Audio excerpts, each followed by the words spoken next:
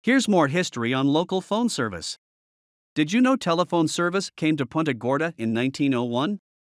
At the time, small town communications were easily handled face to face, while out of town communications were by telegraph. However, Western Union Telegraph, acknowledging the Bell Telephone Company's growing competition, encouraged local telegraph managers to also establish telephone exchanges.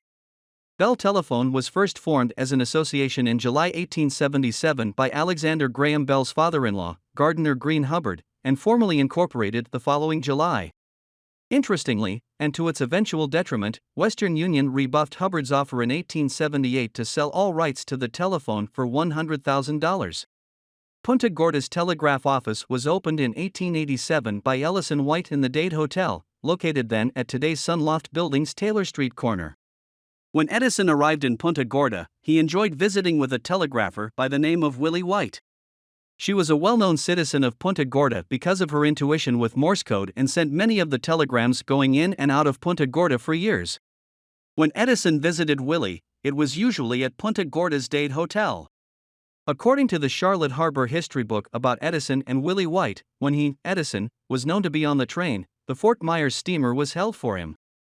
Edison knew this, but always dreamed up an excuse for an urgent telegram to keep the boat waiting while he visited Miss Willie. As a former telegrapher himself, Edison watched with admiration while Miss Willie clicked off his messages.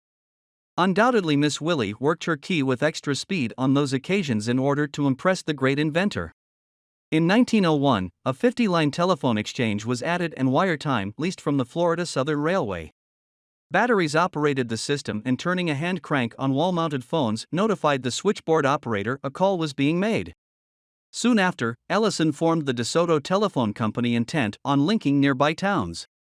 Remember, at the time, Punta Gorda was still in DeSoto County.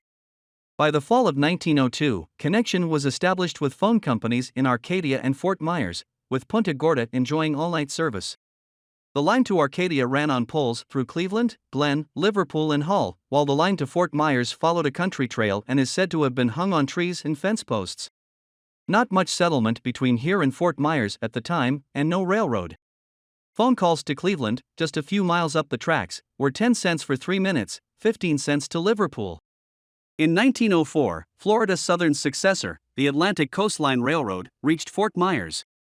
Due to accompanying growth in telegraph and telephone service, DeSoto soon outgrew its Dade Hotel office, moving to space in the Punta Gorda Bank at the corner of Marion Avenue and Cross Street, now a vacant lot.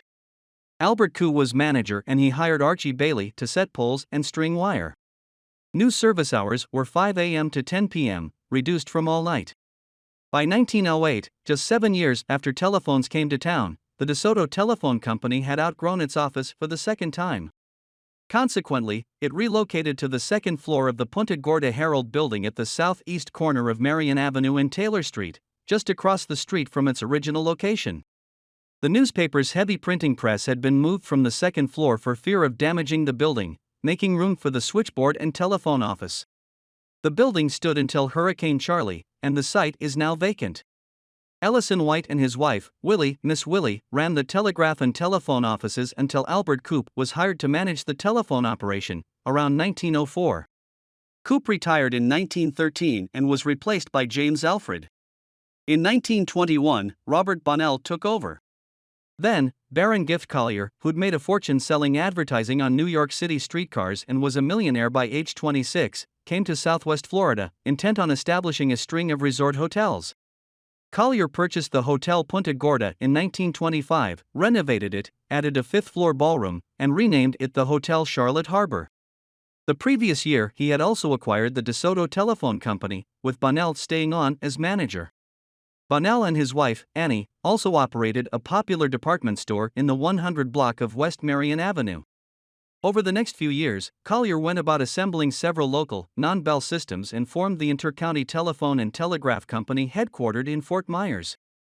Service was improved in 1935 by replacement of wall-mounted, hand-crank phones with ringing and upright desk phones. When Collier died in 1939, Intercounty was purchased by George Thompson and E. Johnson. By late 1953, a new telephone office building had been built at 113 West Olympia Avenue, and manual exchanges converted to automatic dialing. The one-story building stands today, incorporated into a large addition constructed later. Phone numbers now had 7 digits, but the two-letter prefix NE for Neptune was required only for long-distance calls. Thereby, the 639 NE9 exchange was created. When Port Charlotte got its own exchange, it was designated as National NA5 or 625. Inter-county telephone was acquired by United Telephone of Florida in 1967 as part of United Telecommunications Holdings. In 1991, United Telecom changed its name to Sprint Corporation, which merged with Nextel in 2005. Local telephone exchange assets were spun off in 2006 and replaced with newly created Embark. Embark was then purchased in 2009 by CenturyTel Incorporated and rebranded as CenturyLink, which today is only one of several companies offering local telephone service.